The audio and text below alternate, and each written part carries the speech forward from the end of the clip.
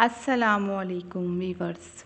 मजालिसुल अबरार में है हर इंसान के साथ 5 फरिश्ते रहते हैं।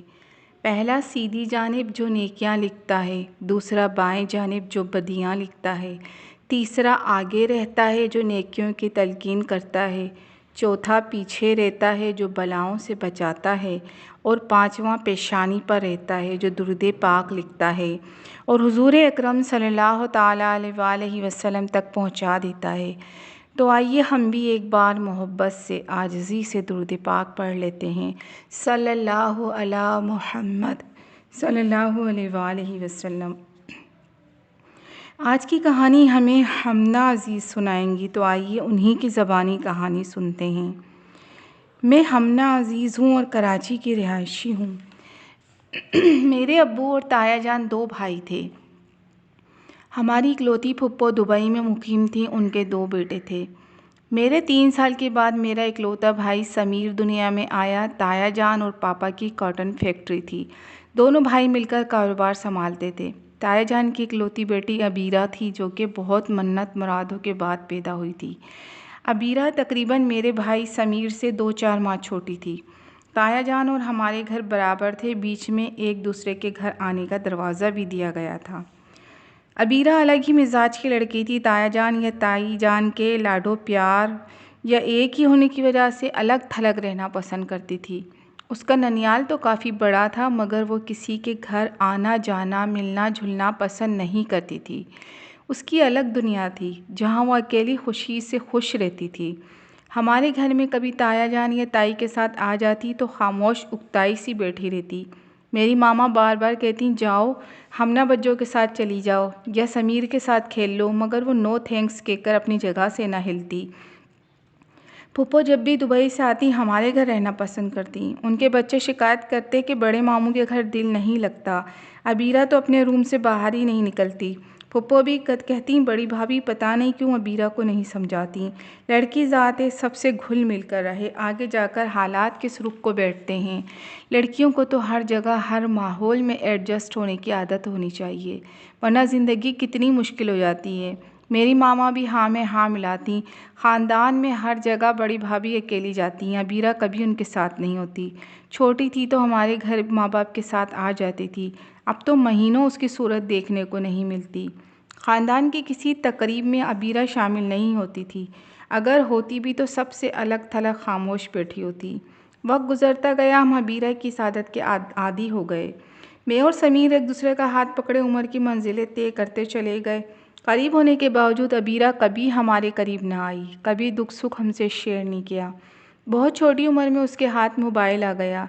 अब तो वो कहीं नज़र भी आती तो मोबाइल में घुसी न जाने क्या करती रहती।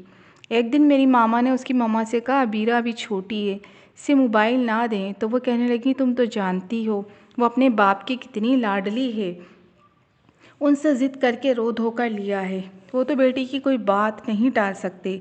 फिर भी भाभी आप थोड़ा तो सोचती, मम्मा ने दबी ज़बान में कहना चाहा, मगर ताई जान ने सुनी अनसुनी कर दिया। अब तो सबको मालूम था अबीरा का एक ही दोस्त है और वो मोबाइल, जिसके साथ वो हर वक्त रहती है। वक्त पर लगा कर उड़ गया। तालीम मुकम्मल होने के बाद मेरी शादी पापा के क्लोज़ फ्रेंड के बेटे अशर से हो गई। मैं अपने घर और ज़िंदगी में खुश थी। जब मेरे भाई समीर की शादी का टाइम आया तो पापा की नज़र में पहली लड़की अपनी भतीजी अबीरा ही आई। मामा के मना करने के बावजूद उन्होंने ताया जान से बात भी कर ली, लेकिन ताया जान ने सहूलत से मना कर दिया कि अबीरा का रुझान अपने किसी क्लास फेलू में है। ये तो अबीरा की छोटी खाला ने बताया, जिनसे मामा की अच्छी दोस्ती थी, कि अबीरा की मोबाइल पर किसी से दोस्ती चल रही है और उसी से शादी की रट लगा रही है। ताया जान और ताई तो मामा पापा से इस मौजू पर डिस्कस ही नहीं करते थे। अबीरा की खाला ने ही बताया, जिससे फ़ोन पर अबीरा की दोस्ती थी, उसी से शादी की बातचीत चल रही है। फिर एक शाम ताया जान और ताई जान मिठाई के डब्बे के साथ आए। खुशी खुशी बताया, हमने अबीरा की बात पक्की कर दी है। अगले जुमे को रस्सा में मेरे पापा ने दबी ज़बान में इतना कहा, भाईजान कैसी फैमिली है, कौन लोग हैं, लड़का क्या करता है, आपने अच्छी तरह छानबीन कर तो ली है ना? हाँ हाँ सब ठीक है, मेरी बेटी खुश है, मेरे लिए यही काफ़ी है। ताया जान ने जैसे बात ही ख़त्म कर दी। अबीरा की मंगनी पर मैं भी इनवाइट थी, अपने हस्बैंड के साथ शरीक हुई। मुझे बहुत हैरत हुई। अबीरा सबको इग्नोर किए अपने मंगेतर से सर जोड़े न जाने कौन सी बातें कर रही थी जो ख़त्म नहीं हो रही थी। मेहमान आते जाते रहे लेकिन अबीरा उससे जुड़ी इर्द गिर्द से बेनियाज बैठी थी। या अल्लाह, कैसी लड़की है जो आज के दिन भी अपने मंगेतर से बातों में लगी है। घर आकर मैं यही सोचती रही। कुछ दिनों बाद मेरे भाई की मंगनी, जो कि पापा की कज़न की बेटी सबीन से हुई, का फंक्शन था। आज अबीरा इसमें शरीक थी, लेकिन यहाँ भी मैंने देखा वो हाल के आखिरी कोने में बैठी मोबाइल पर किसी से बातों में लगी थी। वो जब भी तकरीब में रही 1 मिनट भी फ़ोन कान से दूर नहीं रहा, जिसे यहाँ आई ही फ़ोन पर बातें करनी हो। अबीरा की शादी ताया जान ने बहुत धूमधाम से की। इतनी शानदार शादी जहेज़ दिया कि लोग दंग रह गए। फिर सुनने में आया अबीरा के सास ससुर इस शादी से खुश नहीं थे। आए दिन अबीरा से लड़ाइयाँ होती तो ताया जान ने दामाद को दुबई में कारोबार करा दिया। अबीरा और उसका शोहर दुबई शिफ्ट हो गए। हम लोगों से वो पहले भी मिलना जुलना पसंद नहीं करती थी। 4 साल तक तो हम उसको देख ही नहीं सके, ना उससे मिलने की कोशिश की। फिर अचानक दुबई में मुकीम फुप्पो का हार्ट अटैक से इंतकाल हो गया। हमें इमरजेंसी में जाना पड़ा। वहाँ इतने साल बाद अबीरा को देखने का इत्तेफाक हुआ। खुश शिकल, खुश लिबास अबीरा की जगह ये कौन था? मैं तो हैरान रह गई। कमज़ोर, जर्द, उदास, खामोश और नम आँखों वाली अबीरा। हैरत की बात ये थी आज उसका गमगुसार दोस्त मोबाइल उसके पास नहीं था। कैसी हो अबीरा? मैंने आगे बढ़कर पूछा। वो गौर से मुझे देख रही थी। 1 सेकंड बाद बोली, ठीक हूँ, लेकिन उसका चेहरा, उसकी आवाज़ उसका ठीक होने की इत्तला नहीं दे रहा था। वापसी पर ताया ताई के साथ अबीरा भी पाकिस्तान आई। हम एक ही फ़्लाइट से वापस आए थे। मामा ने इखलाकन अबीरा से कहा, बेटा हमारे घर भी आना। वो सर हिलाकर सिर्फ जी बोली। फिर एक दिन मामा ने फ़ोन पर बताया, तुम्हारे ताया आए थे।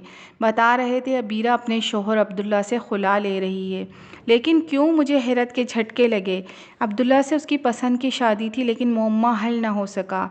मेरे भाई समीर के बेटे रोहेल के अकीक़े पर अबीरा से सामना हुआ। वो हस्बे आदत सबसे अलग थलग हाल की आखिरी कुर्सी पर बैठी थी। मैं खुद चलकर उसके पास गई, पूछा, कैसी हो अबीरा? वो खाली नज़रों से देखती रही, कुछ ना बोली। मैं हिम्मत करके उसके बराबर बैठ गई और चंद सेकंड बाद पूछा, अबीरा, तुमने तो अब्दुल्ला से पसंद की शादी की थी, फिर ऐसा क्या हुआ कि तुम खुला ले रही हो? वो चंद लम्हे मुझे देखती रही, फिर आहिस्ता से बोली, ऐसा तो होना था बज्जो। दरअसल उसको मुझसे मोहब्बत नहीं रही। हैं, ये क्या कह रही हो? वो मोहब्बत जो इश्क, जुनून, मोबाइल पर दोस्ती, जिसकी वजह से तुम सबसे दूर हो गई। मैं जैसे फट पड़ी। मेरी मोहब्बत, मेरा इश्क आज भी कायम है। मैं अब्दुल्ला की बात कर रही हूँ। उसका दिल मुझसे भर गया और धीरे से बोली, आपको याद है मैं छोटी उम्र से खामोश मिजाज की थी। जब 8वीं क्लास में थी पापा से ज़िद करके मोबाइल लिया। मोबाइल के आया मेरी ज़िंदगी में इनकलाब आ गया। अब्दुल्ला से मोबाइल पर दोस्ती हुई जो कि मोहब्बत में तब्दील हो गई। उसका बैकग्राउंड हमसे अलग था, लेकिन मैंने ख़ुदकुशी की धमकी दी तो मम्मा पापा ने शादी पर रजामंदी दे दी। उसके घर वालों को हमारी शादी, मेरे उठने बैठने, अब्दुल्ला का मेरे आगे पीछे घूमना पसंद ना था। आए दिन के झगड़ों से पापा ने एक फैक्ट्री अब्दुल्ला के नाम कर दी और यहाँ तक कि दुबई जाके अब्दुल्ला के अंदर चेंजिंग आ गई।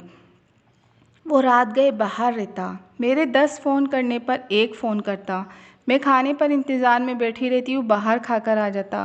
वो घंटों फ़ोन पर मुझसे बातें करता है, शॉपिंग करना, घंटों मुझे तकना, सब ख़त्म हो गया। मेरे लफ्ज़ों में उसे जीने का एहसास होता था, वो एहसास कहाँ गया? मैं पूछती, अब्दुल्ला तुम मुझसे बातें नहीं करते? वो कहता है, क्या बातें करूं? सब बातें ख़त्म हो गई। मैं कहती, कहीं बाहर चलें? वो कहता है, हर जगह 10-10 दफ़ा जा चुके हैं, कहाँ जाएं? मौसमों की रंगीनी, बारिश की रिमझिम सब बोर करने लगी उसे। वो कहता है, तुम जहाँ जाओ जा सकती हो। मैं क्या करूं बज्जो?